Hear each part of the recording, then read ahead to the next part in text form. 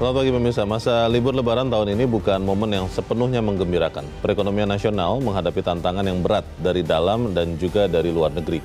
Gelombang pemutusan hubungan kerja atau PHK yang masih berlanjut hingga membuat daya beli masyarakat melemah, ditambah kebijakan tarif balas dendam atau resiprokal pemerintah Presiden Amerika Serikat Donald Trump yang menetapkan tarif Indonesia sebesar 32%.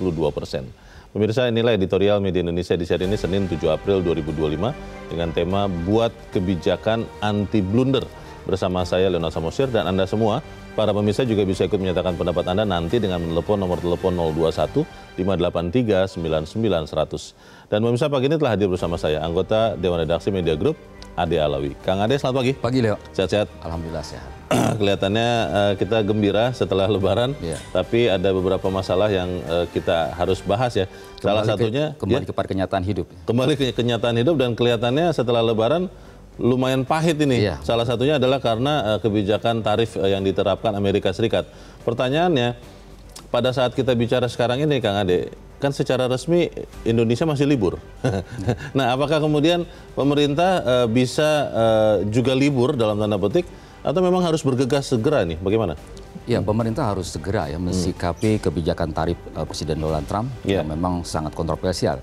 Dan itu dilakukan secara sepihak, di mana Trump menerabas kesepakatan-kesepakatan kesepakatan bilateral, multilateral. Jadi Trump mengambil kesepakatan sepihak.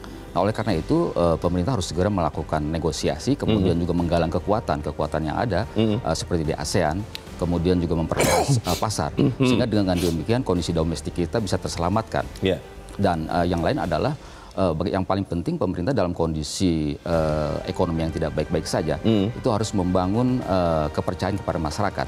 Ada beberapa kebijakan-kebijakan yang notabene memang kemudian penuh kontroversi dan terkesan jauh dari partisipasi publik. Nah, ini tentu saja harus dievaluasi oleh pemerintah. Banyak kebijakan-kebijakan ketika situasi kita tidak baik-baik saja. Coba bayangkan, di awal tahun saja kita mengalami defisit APBN 31 triliun. Dan ternyata lebih celakanya lagi kita ini besar pasak daripada tiang. Pendapatan pajak kita hanya 316 triliun. Tetapi belanja negara kita mencapai 348 triliun. Nah, ini kan suatu tata kelola negara yang sangat aneh gitu loh. Kalau kita melihat salah satu yang penting, kalau kita melihat negara tetangga ya Kang Ade, Vietnam itu langsung pucuk pimpinan tertinggi yang mengatakan akan menolkan tarif yang selama ini diberlakukan kepada Amerika Serikat, dan itu sudah direspon oleh Donald Trump mengatakan bahwa ini sesuatu yang bagus, kita akan bicara. Kalau bicara di Indonesia, ini kan harusnya entah pucuk pimpinan tertinggi, entah Presiden Prabowo, atau kalau saya pikir ini Menteri Perdagangan dan Menteri Luar Negeri harusnya langsung menego ulang apa yang dilakukan Amerika Serikat. Itu bisa dan kemudian akan efektif tidak kalau dilakukan? Nah, sejauh ini yang masyarakat lihat adalah sikap pemerintah masih parsial ya, masih dari menteri ke menteri ya. Belum ada satu keputusan penting dari pemerintah, bagaimana pemerintah misalnya hasil rapat koordinasi atau rapat kabinet memutuskan tentang penaikan tarif yang dilakukan oleh Presiden Trump. Nah, ini penting menurut saya, kesepakatan ini secara kolegial, secara kebersamaan di kabinet ini, sehingga kemudian memunculkan kepastian di masyarakat seperti itu. Masyarakat butuh informasi yang pasti, masyarakat butuh informasi yang tegas dari pemerintah. Bagaimana mengatasi kebijakan tarif yang dilakukan oleh Trump. Supaya kemudian apapun yang dilakukan tidak menjadi blunder ya, tidak menjadi bumerang. Kita akan bahas ini Kang Ade, dan pemirsa, inilah editorial Media Indonesia untuk hari ini, Senin 7 April 2025, Buat Kebijakan Anti Blunder.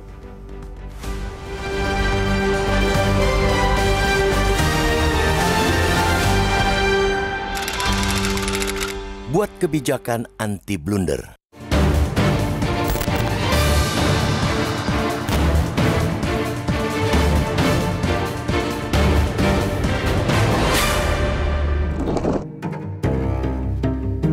Masa libur Lebaran tahun ini bukan momen yang sepenuhnya menggembirakan. Kendati jumlah kecelakaan mudik menurun cukup signifikan bila dibandingkan dengan periode yang sama 2024, perekonomian nasional menghadapi tantangan yang berat. Perekonomian saat ini bisa dibilang memendam sisi gelap di dalam negeri, sekaligus menghadapi ancaman yang datang dari luar. Sisi gelap tersebut meliputi gelombang pemutusan hubungan kerja atau PHK yang masih berlanjut hingga membuat daya beli masyarakat melemah. terbilang memendam karena sisi gelap yang menunjukkan perekonomian nasional tidak baik-baik saja itu cenderung tidak sepenuhnya diakui pemerintah. Dalam pandangan sejumlah pejabat, daya beli masyarakat tetap kuat. Padahal keterpurukan ekonomi masyarakat nyata terlihat antara lain dari menyusutnya jumlah pemudik tahun ini. Kementerian Perhubungan mencatat penurunan terjadi di hampir semua moda transportasi. Jumlah pemudik susut hingga 24,34% dari 193,6 juta orang tahun lalu menjadi 146,48 juta orang pada Lebaran tahun ini. Alarm daya beli masyarakat yang lemah sesungguhnya hampir-hampir memekakkan telinga. Kini, tekanan bertambah lewat kebijakan tarif balas dendam pemerintahan Presiden Amerika Serikat Donald Trump. Bersamaan dengan puluhan negara lainnya, produk-produk asal Indonesia akan dikenai tarif tinggi untuk masuk ke pasar Amerika. Trump berdalih, negara-negara tersebut mengenakan tarif tinggi pula terhadap produk Amerika Serikat. Tidak tanggung-tanggung, Indonesia terkena tarif 32%.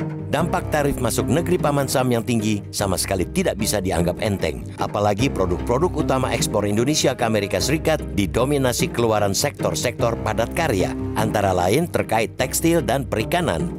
PHK besar-besaran di depan mata yang ujungnya akan membuat daya beli masyarakat semakin ambles. Ancaman itu disadari investor pasar finansial. Dalam suasana libur Lebaran rupiah ambruk di pasar luar negeri akibat pukulan tarif Trump. Nilai tukar rupiah menembus 17.000 per dolar Amerika Serikat menjadikannya level terendah sepanjang masa. Ambruknya rupiah sangat mungkin diikuti pasar dalam negeri yang baru dibuka esok pasca libur Lebaran. Demikian pula oleh pasar saham yang beberapa bulan ini berulang kali rontok oleh berbagai sentimen negatif dari dalam maupun luar negeri. Untuk saat ini, nyaris tidak ada hal yang bisa memberikan sentimen positif dari domestik bagi investor. Sementara itu, gonjang-ganjing perang dagang di tingkat global yang dipicu kebijakan tarif Trump terus menekan.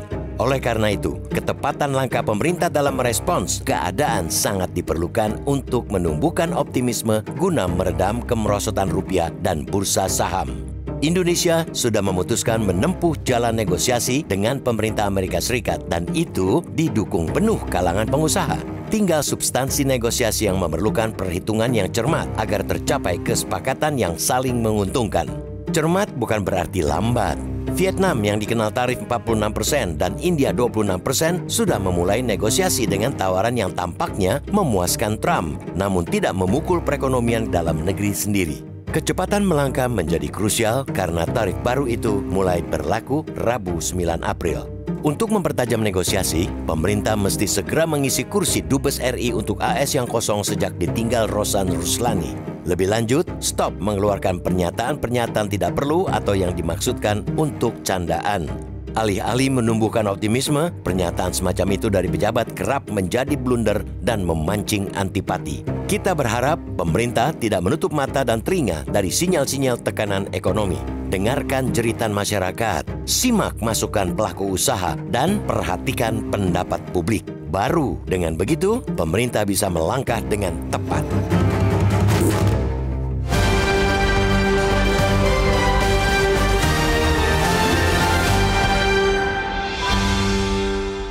Di bagian berikut Anda bisa ikut menyatakan pendapat Anda saat ini, pemirsa tetaplah bersama kami.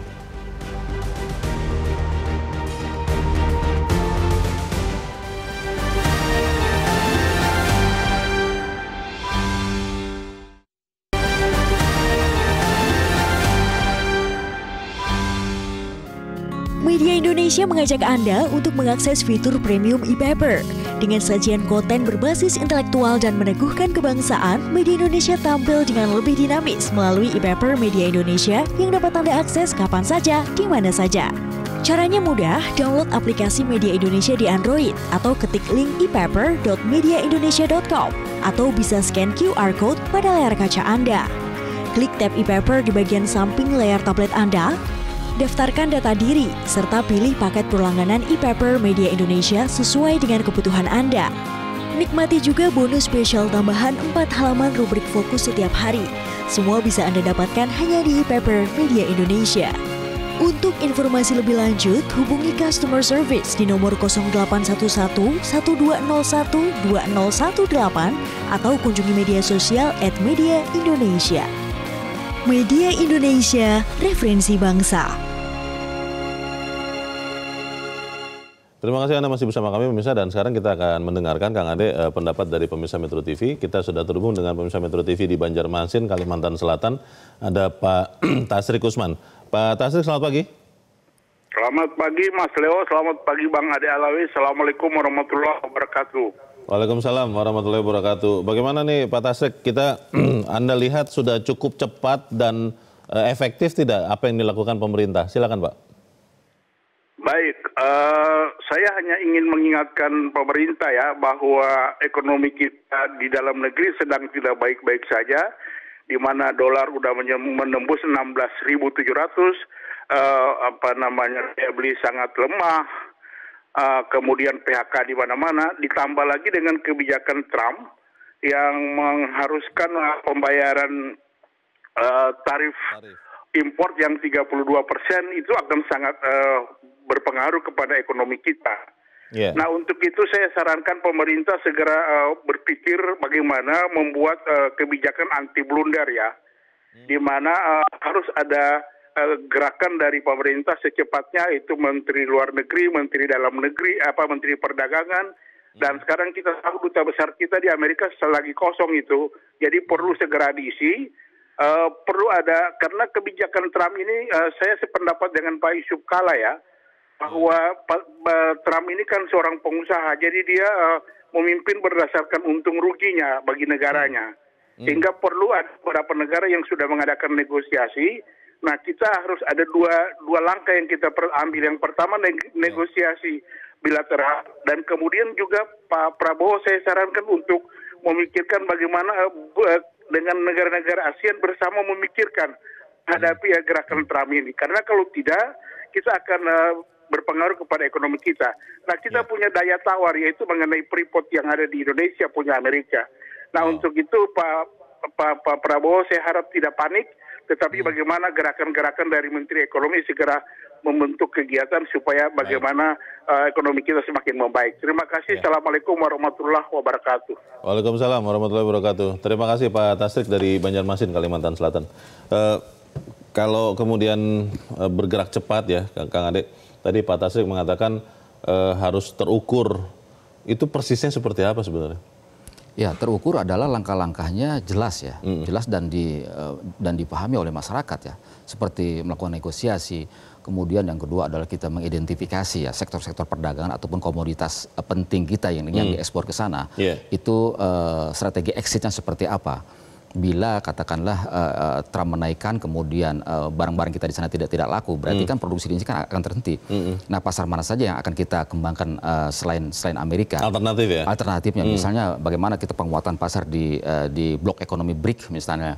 Kemudian kita melakukan konsolidasi. Kita kan termasuk paling senior di ASEAN. Nah, seharusnya Presiden Prabowo memimpin bagaimana negara-negara ASEAN menyikapi kebijakan Trump ini yang kontroversi. Nah, ini perlu langkah-langkah seperti itu, karena kita ini berkejaran dengan waktu, Leo. Kita berkejaran dengan bagaimana PHK ini luar biasa. Data Kementerian Tenaga Kerja pada tahun 2024 itu jumlah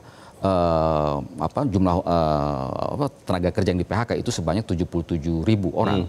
Kemudian Januari Februari itu sekitar 18.000 yang PHK, dan ini akan terus berlanjut. Ini mungkin akan bisa menambah PHK itu, apa yang dilakukan Trump ini? Iya, bisa seperti itu. Jadi kita akan berhenti produksinya. Ini kan berbahaya. Dan tidak hanya faktor global ya dalam kebijakan Trump, tetapi juga faktor domestik juga harus segera dibenahi. Misalnya bagaimana hambatan-hambatan dalam usaha, bagaimana kita menciptakan iklim usaha yang sehat dan kompetitif gitu. Kita masih banyak biaya tinggi, perizinan dan sebagainya. Kemudian juga belum ada gangguan-gangguan ataupun ronrongan ya dari ormas misalnya. Ini kan juga dikeluhkan oleh para pengusaha gitu loh. Apakah memang misalnya seperti yang dilakukan oleh Vietnam, Kang Ade, yang kita dengar akan menolkan tarif yang dikenakannya kepada Amerika, dan sudah direspon oleh Trump mengatakan bahwa itu sesuatu yang bagus, akan kemudian bisa ditindaklanjuti. Apakah se-ekstrim itu bisa kita lakukan atau tindakan apa? Kita akan bahas di bagian berikut. Pemirsa tetap bersama kami, Editorial Media Indonesia segera kembali.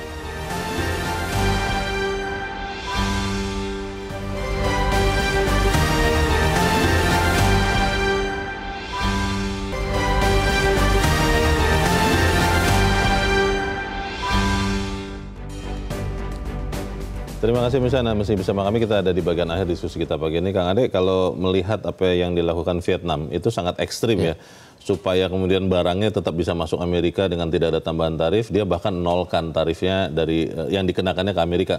Apakah memang misalnya harus seperti itu, kemudian kita mempertahankan kepentingan kita, barang kita tetap tidak ada tambahan tarif, atau seperti apa kira-kira Kang Ade? Ya, contoh yang dilakukan Vietnam luar biasa ya, dengan cepat kemudian menawarkan solusi ya, menawarkan tarif kepada Trump ya.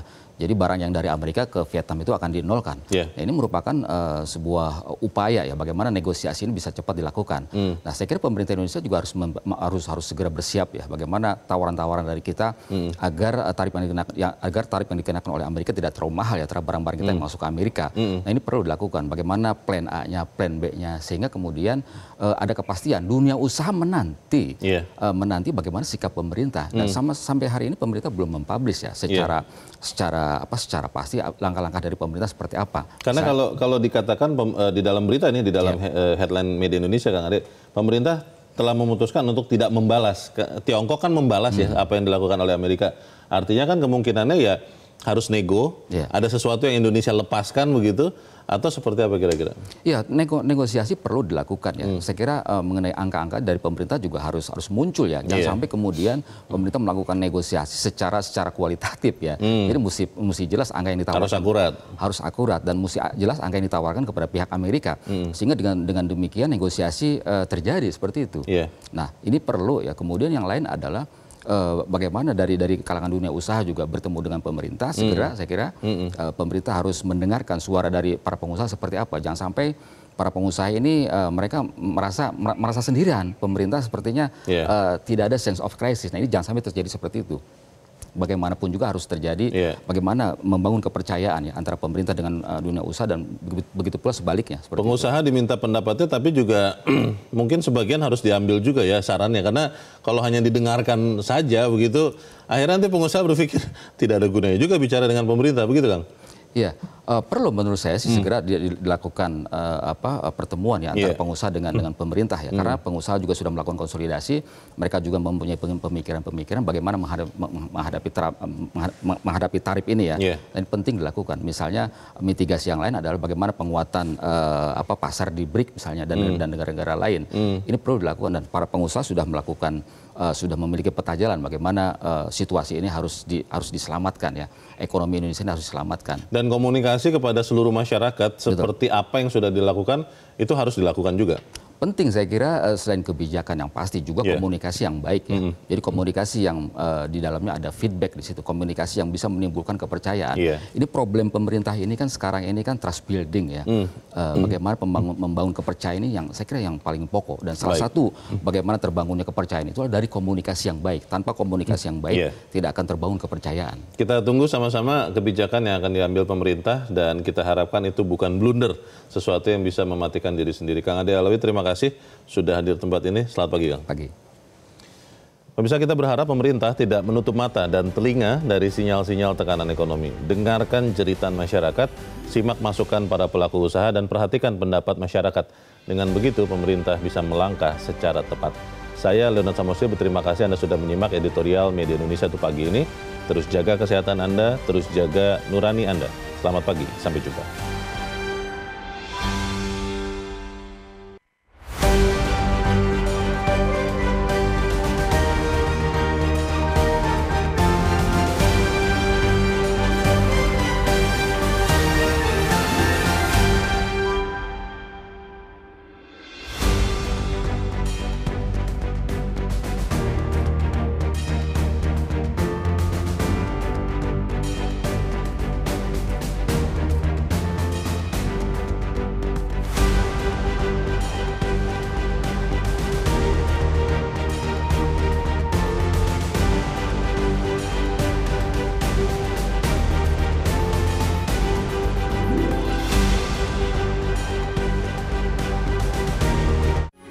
Metro TV. Download Metro TV Extend sekarang.